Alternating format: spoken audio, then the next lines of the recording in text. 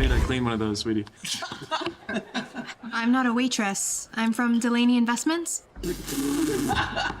Why would they send a secretary instead of someone important? Which doesn't make any sense. This merger's a huge deal for both our companies. Well, I'm not a secretary either. Fine, junior executive, or whatever PC term you want to be called. My point is, Delaney promised me they'd send a shot caller, not the office cheerleader. Well, you know what they say. Appearances can be deceiving. In this case, your appearance tells us everything. No one as small and as meek as you is ever making the important decisions for any company, let alone the biggest investment firm on the West Coast. Never say never. I'll say it. You'll never reach that level of your career. I mean that literally because you're a tiny thing that can barely reach the bottom shelf.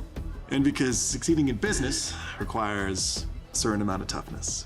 No offense, darling, but you just aren't equipped to succeed in the dog-eat-dog world of big business. Oh. Isn't that right, gentlemen? True story. Well, I'm who the company sent. So, do you want to still have this meeting, or should I just leave? No. If you want to learn how the big boys do business, then you're welcome to tag along. We're headed to the bar to go over the finer points of the merger for the meeting next week. Who knows? Maybe you'll learn a thing or two. Lucky me. Oh, thank you, but no. Come on. This is how business gets done in the real world. You said you want to learn how the big dogs do it, right? Maybe this is how you like to do business, but not me. I like to keep a clear head. Oh, I get it. It probably only takes one drink to get someone so mini drunk. See, this is another reason I can tell you're not cut out for the world of big business. Some of the best networking opportunities happen over cocktails. Isn't that right, fellas? Yes, sir. Right.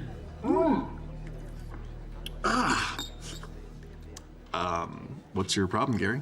That's top shelf tequila. Maybe she's right. It wouldn't hurt to stay sober, at least until we finish talking about the merger. Are you joking? Ugh, tell me you're not letting this chick get to you. Come on, I taught you better than that. I'm serious. Derek, look, you even talked about how important this is. If we don't do the merger, we're all out of jobs. It's in the bag, Gary. I negotiate these kind of deals all the time. Trust me. Now come on, drink up. Gary, as your boss, I'm telling you, you should never take advice from someone who looks like she should be afraid of her own shadow. Excuse me? I'm not trying to be mean. I'm being honest. Making it to the top of the mountain is a combat sport. There's no time for fear or second guessing. If you're not charging forward, you're falling behind. You see, to succeed in business, you have to be bold, loud, brash, and willing to take risks. And those are all virtues which you lack, my dear. Oh, that burns so good. Does that mean we can finally get down to business? Yeah. Good. Now, we were wondering how your company is going to handle the new personnel if this merger goes through. When this merger goes through, that's the last thing they'll have to worry about. Oh, why is that? Because I'm an excellent judge of character, for one thing. And secondly, figuring out who's dead weight is simple. Just look at their sales numbers, and whoever isn't cutting it, I'll fire. Easy peasy. I don't think that's going to work. Well, I don't really care what you think. That's why I'm CEO. You can't get a complete picture if you look at just raw numbers. Maybe you can't. I would recommend meeting with employees in addition to looking at the numbers. That way you can speak to them directly and get a complete picture.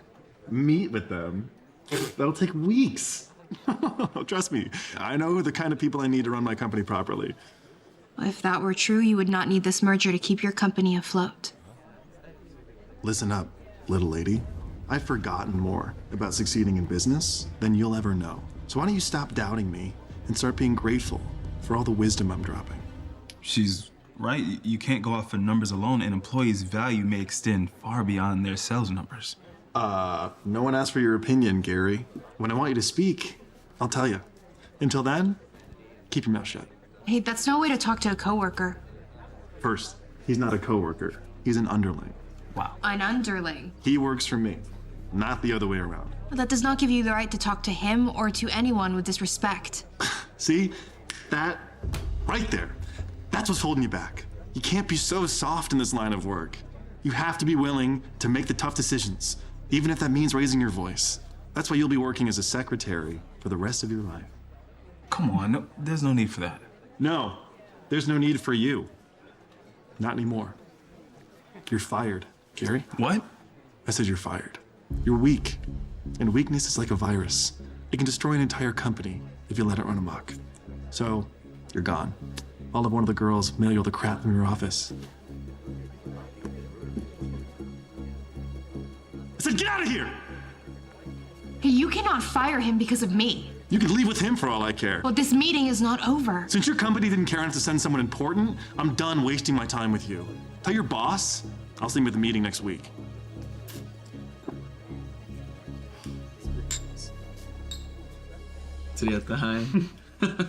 Nice. Gary, didn't I fire you already? Yes, you fired him. And I hired him. You? Well, that's right. I'm Molly Delaney, the CEO, not the secretary. You see, I've been doubted by men like you my entire career.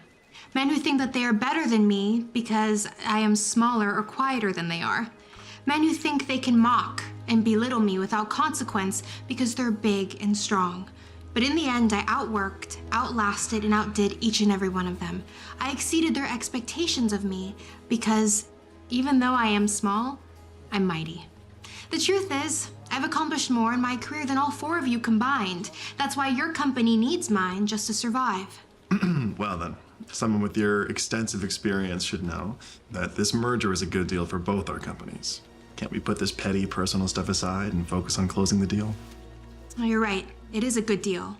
Which is why I just got off the phone with your board of directors and told them I'm only going along with this merger if they fire you. And your entire executive team. Wait, what? My board would never agree to that. Right. They know I am this company. Well, as a matter of fact, they did agree to it, which you probably have learned about 5 minutes ago. You've all been fired. No. What? Hold on. You can't do this to me. No one can run this company the way I do. Oh, and that's a good thing, because you let your giant ego run this company into the ground. What's so funny, Gary? Nothing. It's just that you did run this company into the ground. And that's why she hired me to run it. You're naming Gary CEO? Oh, you bet I am. He's dedicated, passionate, and unlike you, knows how to work well with others. Get him out of here. You're making a big mistake. Hey, I'm calling HR. Hey.